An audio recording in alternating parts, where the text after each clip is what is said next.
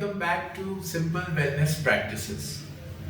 Today we're going to talk about two aspects of coughing, how to get relief from it and how to use coughing to benefit our health or improve our health.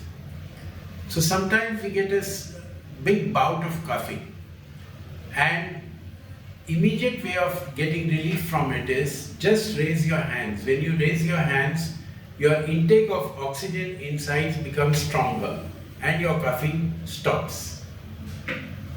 So try it and get back to us. The second part is sometimes we feel some discomfort in our chest or our heart region and we don't know what to do. At that time, cough deliberately